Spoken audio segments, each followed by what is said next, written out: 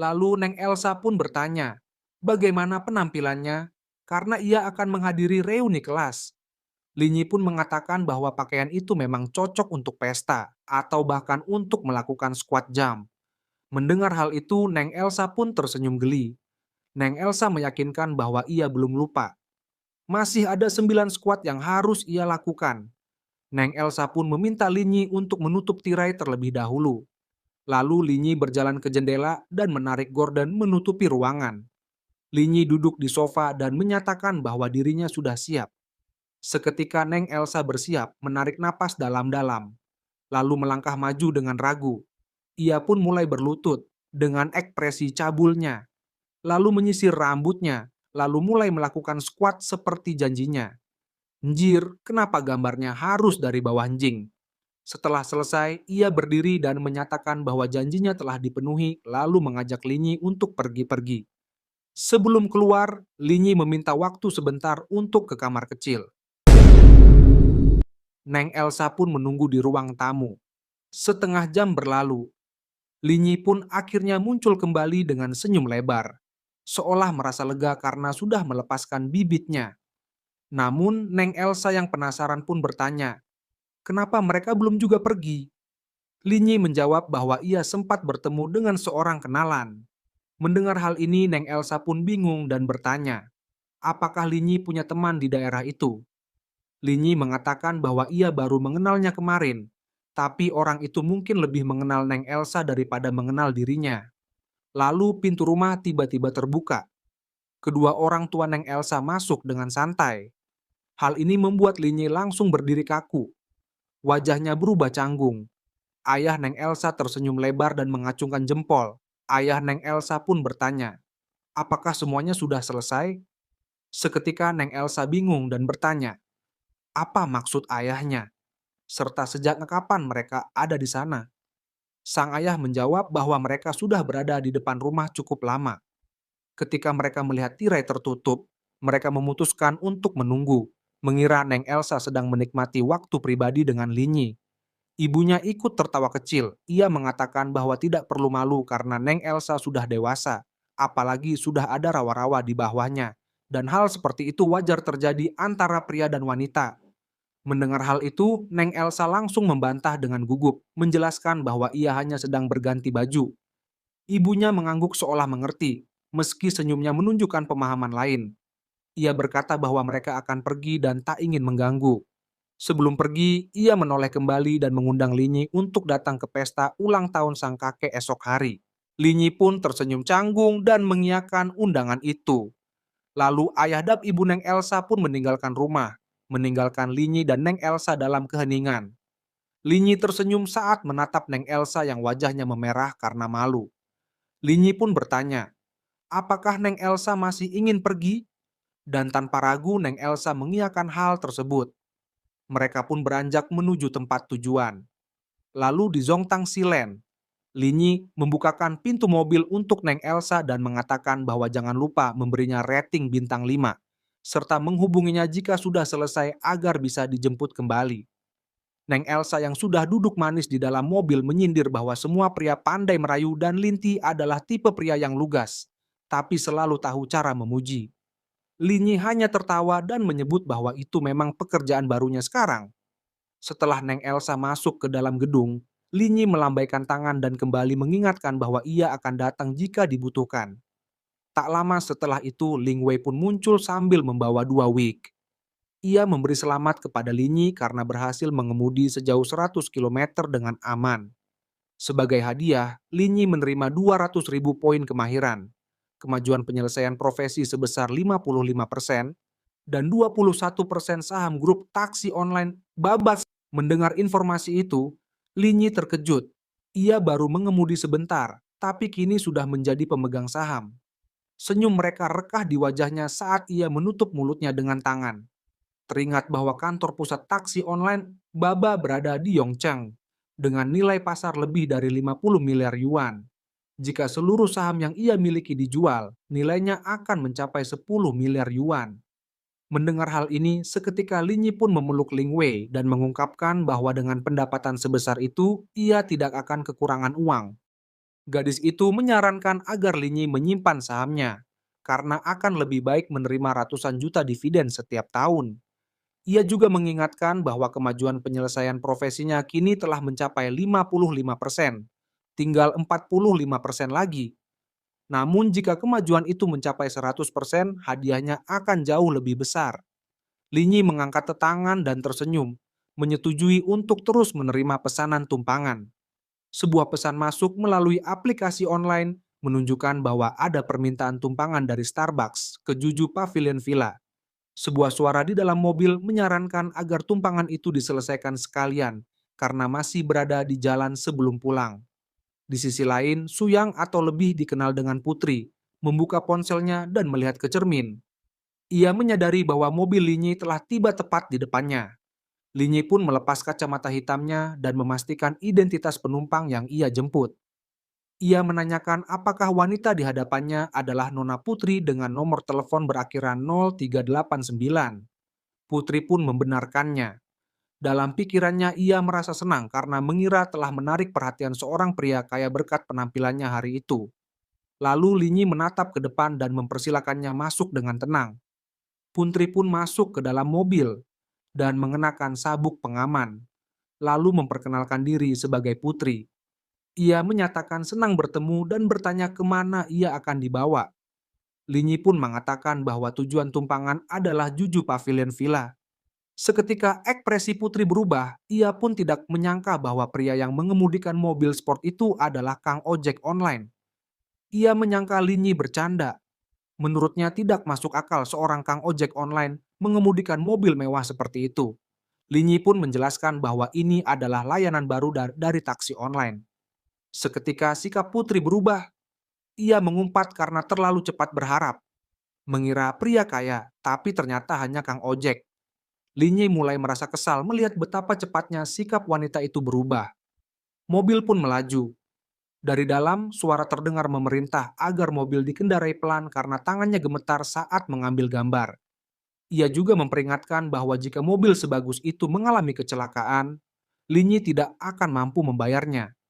Mendengar hal ini, Linyi pun marah dan menegaskan bahwa mobil itu adalah miliknya sendiri. Putri tertawa, lalu menatap ponselnya dan menyuruh Linyi berhenti berpura-pura. Menurutnya, tidak masuk akal seseorang seperti Linyi memiliki mobil seperti itu.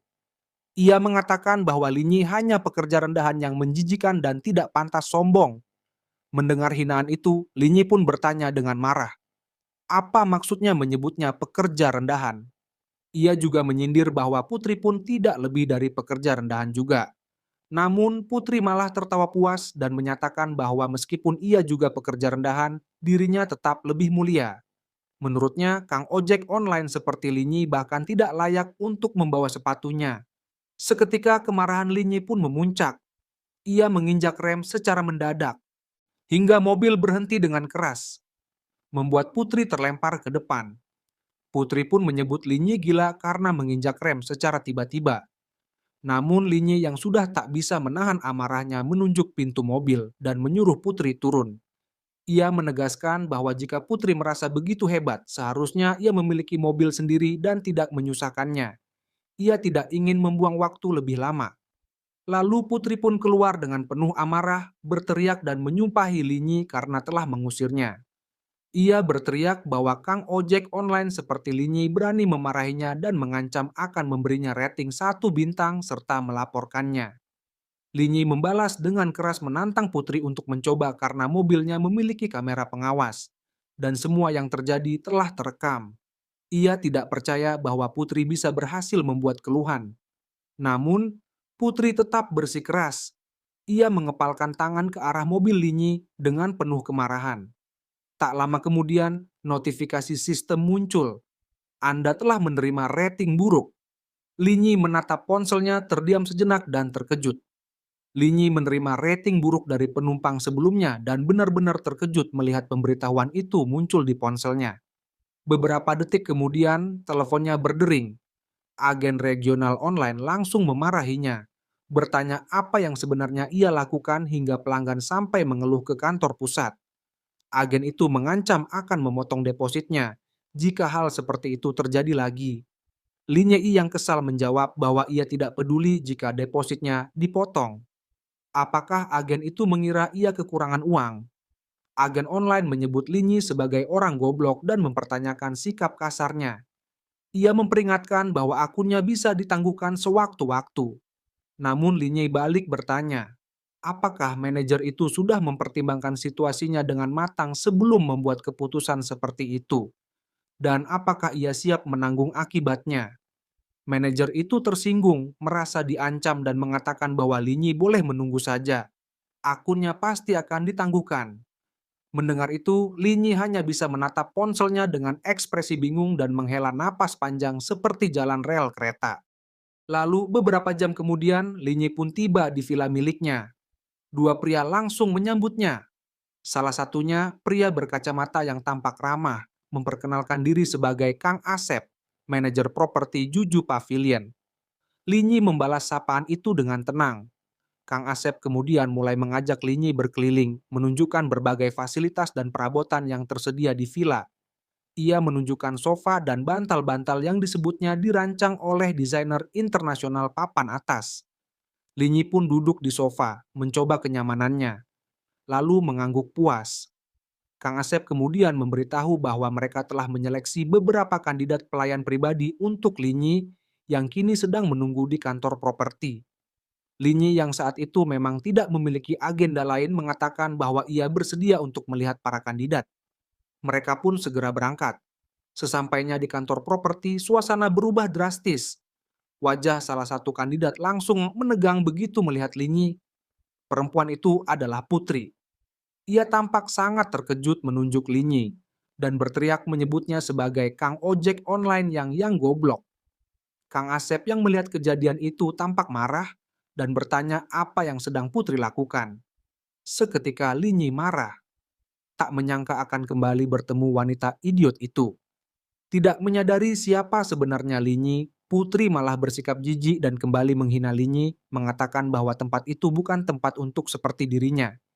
Putri pun terus memaki, mempertanyakan keberadaan Linyi di tempat seperti itu. Namun sebelum ia sempat melanjutkan, tamparan keras mendarat di pipinya. Kang Asep menamparnya dengan kemarahan yang meledak, menegaskan bahwa Linyi adalah pemilik Juju Pavilion. Putri pun terdiam, menatap mereka dengan ekspresi terkejut. Ia memegang pipinya yang memerah dan membantah dengan panik, mengklaim bahwa Linyi hanyalah Kang Ojek online dan menunjukkan bahwa permintaan tumpangan masih aktif di ponselnya. Linyi menatap tajam ke arah Kang Asep dan bertanya, apakah menjadi Kang Ojek online membuat seseorang tidak layak membeli villa mewah? Kang Asep pun langsung panik, membantah keras dan menegaskan bahwa tidak ada batasan seperti itu. Ia kemudian menyuruh Putri untuk segera meminta maaf. Suyong yang masih syok mencoba membalikan keadaan. Ia menarik rah bajunya sedikit, memperlihatkan bagian dadanya yang mulus, dan mencoba merayu Linyi agar Linyi memberikan kesempatan kedua. Namun Linyi bahkan tak meliriknya. Ia menyatakan bahwa tempat itu terasa ada aroma tidak sedap dan memerintahkan Kang Asep untuk segera menyingkirkan Putri. Tanpa banyak bicara, dua penjaga keamanan masuk dan menyeret Putri keluar. Meski ia masih mencoba memanggil Linyi. Setelah suasana kembali tenang, Kang Asep menunjuk ke arah empat wanita muda yang berdiri rapi dan memperkenalkan mereka sebagai kandidat pelayan pribadi untuk Linyi. Namun, Linyi menatap mereka sebentar. Linyi pun mengatakan bahwa ia merasa tidak puas dengan pilihan itu. Ia memutuskan untuk membatalkan semuanya dan menyuruh agar masing-masing diberi 5.000 yuan sebagai biaya perjalanan.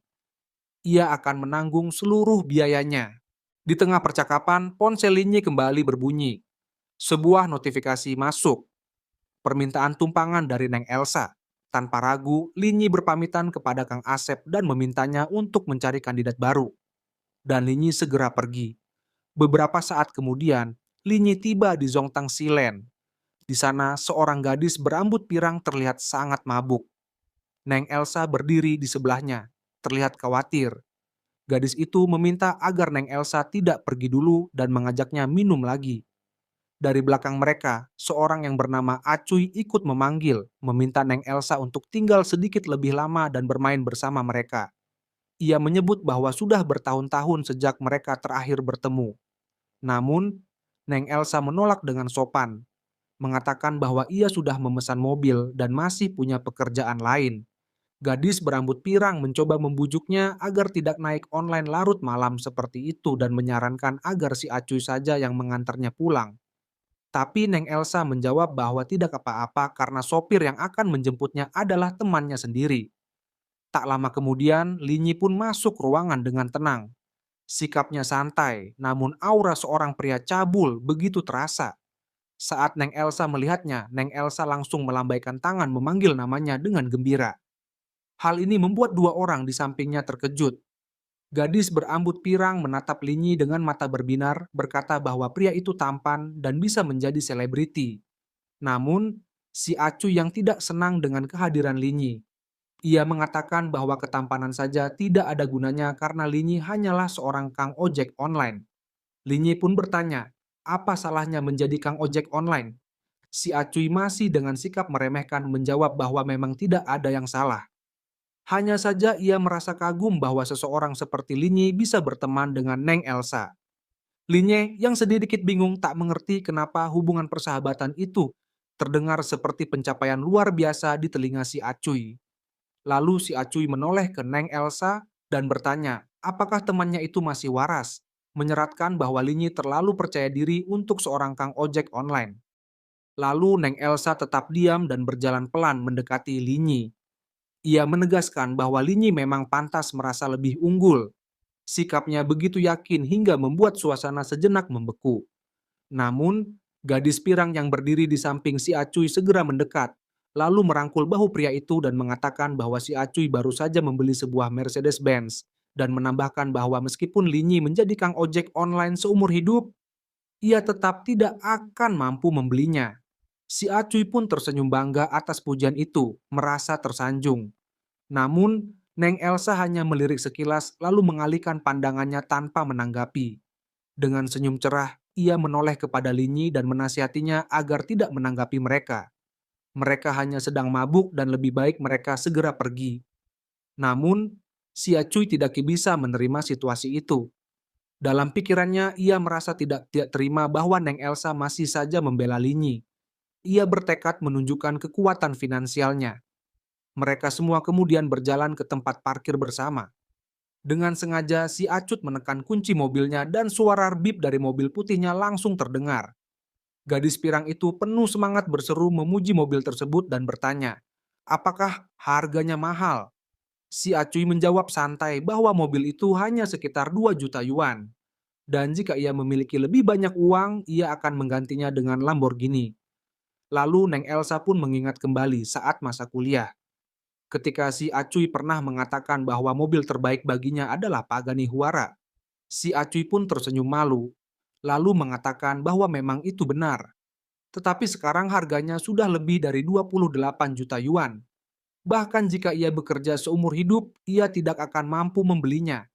Namun, tepat saat itu mata gadis pirang membelalak lebar. Ia menunjuk arah mobil di samping mereka dan berteriak memanggil si Acuy dengan panik. Ia pun berlari menghampiri mobil itu dan mengatakan bahwa ada sebuah Pagani Huara yang diparkir tepat di sebelah mereka.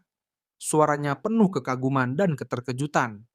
Ia menyatakan bahwa itu benar-benar mobil impian mereka. Linyi yang sejak tadi hanya diam mulai menunjukkan ekspresi kesal. Ia menatap mereka lalu bertanya, apakah mereka sudah cukup melihat dan bisa menyingkir? Si Acuy menjawab dengan nada mengejek mengatakan bahwa mobil itu sangat mahal dan Linyi hanya ingin ikut melihat agar tidak melewatkan kesempatan langkah.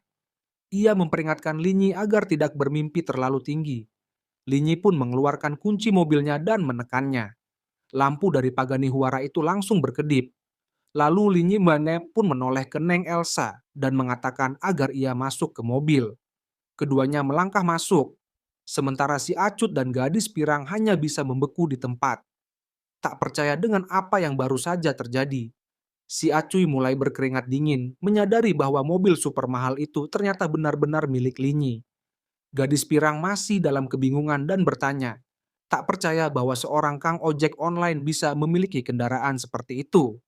Linyi pun duduk di kursi pengemudi dan bertanya, siapa bilang Pagani Huara tidak bisa menjadi mobil ojek online? Ia menyindir mereka agar tidak membiarkan kemiskinan membatasi imajinasi. Tanpa menunggu reaksi lebih lanjut, ia segera menyalakan mesin dan melaju pergi, meninggalkan mereka terpaku dalam kekaguman dan rasa malu. Lalu saat di dalam mobil, Neng Elsa menatap Linyi dengan ekspresi sedikit bersalah. Ia meminta maaf karena tidak tahu bahwa teman-temannya akan bersikap seperti itu pada Linyi. Namun, Linyi hanya tersenyum dan mengatakan bahwa ia tidak peduli dengan kata-kata mereka. Lalu bertanya apakah Neng Elsa ingin langsung pulang. Neng Elsa pun mengatakan bahwa ia telah minum sedikit anggur dan ingin menenangkan diri dengan berjalan di pantai. Linyi langsung menyetujui dan mengatakan bahwa ia akan mengubah tujuan pengantaran. Ia juga menyarankan agar mereka keluar dan menghirup udara segar sekaligus mengusir sisa aroma alkohol. Saat itu, suara notifikasi dari sistem kembali terdengar. Sebuah misi muncul, yaitu untuk mengumpulkan 10 rating bintang 5. Hadiah dari misi itu adalah 100.000 poin kemahiran. Linyi pun menghitung dalam hati bahwa dengan tumpangan ini ia sudah mendapatkan 7 rating bintang 5. Di bawah cahaya bulan yang lembut, pantai tampak berkilauan dan sepi dari keramaian. Neng Elsa memandang ke arah laut lalu menegaskan bahwa Linyi agar memalingkan wajah. Linyi pun bertanya, apakah Neng Elsa akan mengenakan bikini? Namun Neng Elsa dengan cepat membantah dan menjelaskan bahwa ia hanya ingin melepas kaos kaki agar bisa berjalan di pasir. Linyi pun bertanya, kenapa harus menyuruhnya memalingkan wajah hanya untuk melepas kaos kaki? Ia menggoda lagi dengan bertanya apakah Neng Elsa tidak mengenakan apapun di bawahnya. Seketika Neng Elsa langsung mencubitnya, memperingatkan agar tidak berbicara sembarangan dan mengatakan bahwa ia tetap memakai pakaian dalam. Linyi mengadu kesakitan karena cubitan itu. Air matanya nyaris keluar. Sementara itu, Neng Elsa mulai melepas sepatu hak tinggi dan kaos kakinya. Anjir mulus bet nih cewek bray. Ia menggenggam kaos kaki itu dan melangkah keluar bersama Linyi menuju pantai. Ia mengajak Linyi untuk berjalan-jalan menikmati suasana. Mereka berjalan berdampingan. Neng Elsa menikmati pemandangan malam sambil menyebut bahwa orang tuanya menginginkan ia membawa Linyi ke pesta ulang tahun kakeknya. Ia pun ragu apakah Linyi punya waktu untuk itu. Namun sebelum ia menyelesaikan kalimatnya, Linyi sudah menebak maksudnya dan bertanya apakah ia diminta untuk kembali berpura-pura menjadi pacarnya. Wajah Neng Elsa langsung merona karena malu. Linyi tersenyum senang dan mengatakan bahwa demi usaha Neng Elsa melakukan squat tempo hari, ia akan bersedia membantunya. Lalu Neng Elsa menoleh, menatapnya dan mengakui bahwa Linyi memang punya hati nurani. Saat mereka terus berjalan, Neng Elsa melihat ke seberang jalan dan bertanya-tanya, mengapa lampu di Jujo Pavilion masih menyala? Linyi menjawab santai bahwa mungkin itu hal biasa. Namun, Neng Elsa menjelaskan bahwa villa-villa di Juju Pavilion belum ada yang terjual karena harganya terlalu tinggi. Malam itu untuk pertama kalinya Neng Elsa melihat Juju Pavilion menyala. Linyi menanggapinya dengan senyum lalu membawa Neng Elsa mendekat agar bisa melihat-lihat. Ia bahkan menyarankan Neng Elsa untuk menginap di sana jika menyukainya. Mendengar hal itu, Neng Elsa pun merasa sangat senang. Tidur di tempat tersebut terdengar seperti sesuatu yang akan membawa mimpi indah. Linyi menggandeng tangannya dan membawanya pergi, memenuhi setiap keinginannya dengan penuh perhatian. Lalu mereka pun sampai depan gerbang Juju Pavilion. Neng Elsa mengenang bahwa tanah tempat berdirinya villa itu dulu pernah dilelang, dan ia sempat ikut dalam proses lelang tersebut. Sayangnya, ia tersingkir di babak awal karena tidak memiliki cukup uang. Sementara itu, Linyi bertanya, mengapa Neng Elsa memandangi gerbang seperti itu? Apalagi ia adalah seorang CEO. Dengan malu-malu, Neng Elsa pun mengatakan bahwa dirinya mengagumi gerbang. Ia mengaku hanya penasaran, karena pernah mendengar bahwa villa itu memiliki kolam renang yang airnya diangkut dengan pesawat. Dan penasaran itu membuatnya sedikit tertarik. Linyi pun kembali menggenggam tangan Neng Elsa, dan memandangnya dengan tatapan penuh kasih. Linyi Oun mengatakan bahwa ia akan mengajaknya berjalan-jalan agar bisa langsung melihat sendiri. Namun, Neng Elsa sedikit ragu. Ia berpikir bahwa cukup melihat dari luar saja, karena jika mereka masuk begitu saja dan sampai diusir, itu akan sangat memalukan. Tapi Linyi membalas keraguan itu dengan keyakinan bahwa ia bisa membawanya masuk. Lalu Neng Elsa yang tidak berpikir terlalu dalam mengatakan bahwa jika Linyi benar-benar bisa masuk, ia akan mengenakan bikini dan berenang 1 putaran penuh sebagai balasannya. Mendengar hal ini, Linyi pun seketika menariknya masuk ke dalam mobil dan mengatakan bahwa ia akan mencobanya. Neng Elsa pun terkejut dan mencoba menolaknya, tidak menyangka bahwa Linyi benar-benar berniat masuk ke dalam. Namun ketika mereka tiba di gerbang Juju Pavilion, 2 baris pelayan pria telah berdiri rapi di kedua sisi gerbang. Linyi mengendarai mobilnya melewati mereka dan para pelayan itu membungkuk memberi hormat. Seketika Neng Elsa bingung, tidak percaya dengan apa yang ia lihat. Tempat itu dikenal dengan keamanan yang sangat ketat dan mereka bisa masuk begitu saja. Ia merasa sangat heran. Begitu berada di dalam halaman, Neng Elsa turun dari mobil dan terpukau dengan pemandangan di sekitarnya. Ia bahkan melihat pohon-pohon yang berbuah, sesuatu yang tidak biasa di lingkungan mewah seperti itu. Matanya kemudian tertuju pada kolam renang yang berada di halaman. Dengan perasaan bahagia, ia menunjukkan kepada Linyi. Setelah sudah melihat kolam renang, ia menyadari bahwa waktunya tiba untuk menepati janji. Tapi kenyataannya, ia tidak membawa bikini dan tidak mungkin berenang malam itu. Ia pun memohon agar diberi waktu pada kesempatan lain.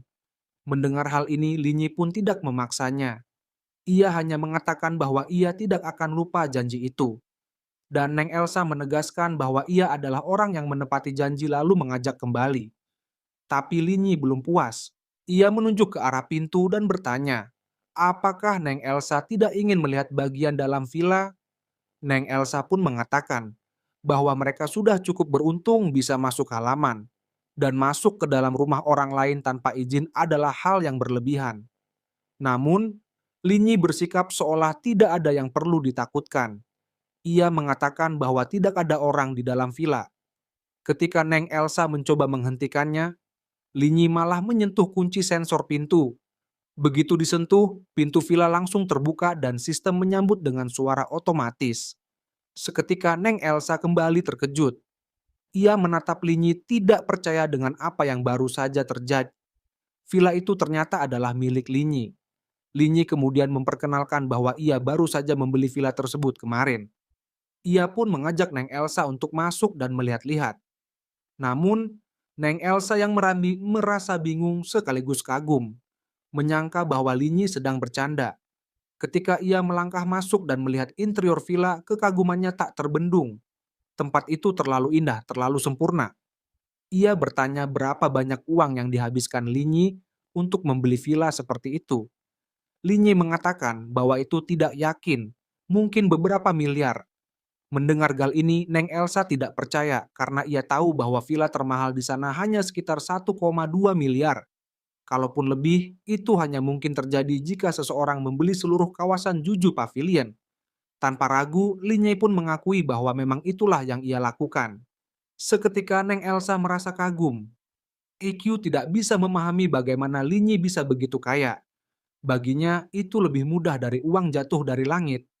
Lalu Linyi pun duduk di sofa dan merasa bahwa tempat itu sangat nyaman. Lalu Neng Elsa pun bertanya, apakah uang Linyi berasal dari angin topan? Linyi pun mengatakan bahwa ini lebih sederhana daripada angin topan. Lalu Neng Elsa pun mengatakan bahwa Linyi, yang ternyata bisa menghasilkan uang dengan begitu mudah dan menjadi kang ojek online hanya karena ingin merasakan pengalaman hidup. Karena malam sudah larut, Linyi pun menyarankan agar Neng Elsa menginap di sana saja. Ia mempersilahkan Neng Elsa memilih kamar manapun yang disukai untuk beristirahat. Neng Elsa pun setuju. Ia mengatakan bahwa Linyi bisa mengantarnya bekerja keesokan harinya, dan setelah itu mereka akan pergi ke pesta ulang tahun kakeknya. Dengan malu-malu, Neng Elsa bertanya, apakah Linyi memiliki piyama wanita? Linyi pun menjawab dengan jujur bahwa ia tinggal sendirian, jadi tidak mungkin memiliki piyama wanita. Ia bahkan menyarankan agar Neng Elsa tidur tanpa pakaian, karena katanya itu baik untuk kulit. Seketika Neng Elsa pun langsung malu, tapi Linyi hanya tersenyum dan menghentikan godaannya. Ia mengatakan bahwa ia akan mencari piyama baru miliknya untuk dipinjamkan. Beberapa saat kemudian, Neng Elsa sedang mandi, membiarkan air mengalir membasahi tubuhnya. Sementara itu, Linyi berada di luar, sedang membaca buku. Tiba-tiba ia mendengar suara aneh dari kamar mandi. Ia pun bertanya, apakah Neng Elsa baik-baik saja? Dan ternyata Neng Elsa terpeleset dan jatuh. Ia duduk di lantai kamar mandi dan meminta Linyi untuk masuk dan membantunya. Linyi dengan cemas masuk ke dalam, khawatir Neng Elsa terluka. Namun begitu membuka pintu, Ayah menemukan Neng Elsa hanya mengenakan handuk mandi tipis. Seketika Neng Elsa tampak canggung ketika mengeluhkan rasa sakit di kakinya. Dan Linyi sampai menelan ludah melihat dua gunung yang tercetak ketat. Tanpa babi bu bebo, Linyi pun langsung membantu Neng Elsa berdiri. Dengan ekspresi keduanya yang cabul, Linyi pun langsung mencelepot Neng Elsa. Dalam pelukan, Linyi pun menanyakan apakah suhu airnya sudah pas. Dan pada akhirnya mereka pun bercocok tanam. Lalu keesokan harinya, Neng Elsa membuka tirai kamar, lalu menarik selimut yang menutupi Linyi dan mengatakan bahwa Linyi pria yang malas dan jika Linyi tidak bangun, ia akan terlambat bekerja. Linyi yang tampak masih mengantuk duduk dan menguap, mengeluh karena harus bekerja di pagi hari setelah begadang semalaman. Lalu Neng Elsa mengatakan bahwa ia berjanji akan memberinya rating bintang 5 jika dia bangun dan bersiap. Ucapan itu cukup untuk membuat Linyi langsung menyetujui dan bangkit dari tempat tidur. Setelah Neng Elsa berangkat kerja, Linyi pun melanjutkan harinya dengan menuju ke Peninsula Grand Hotel. Sambil berjalan menuju lobi hotel, ia merapikan pakaiannya. Ia bahkan belum sempat sarapan setelah mengantar Neng Elsa dan memutuskan untuk makan langsung di hotel saja sambil berharap mendapat tumpangan pulang lagi nanti. Lalu Linyi pun tiba di hotel, seorang resepsionis pria langsung menyambutnya dengan sopan. Linyi tidak bersikap sombong seperti bos pada umumnya dan mengatakan bahwa ia datang hanya untuk sarapan. Resepsionis itu segera menawarkan bantuan untuk memanggil dapur, tetapi Linyi menolaknya, memilih untuk tidak terlalu mencolok dan pergi sendiri. Setelah duduk dan melihat menu, Linyi memanggil pelayan untuk memesan makanan. Tanpa diduga, pelayan itu adalah Yuli. Yuli pun terkejut, tidak percaya dengan siapa yang ia lihat. Begitu pula Linyi yang sama terkejutnya.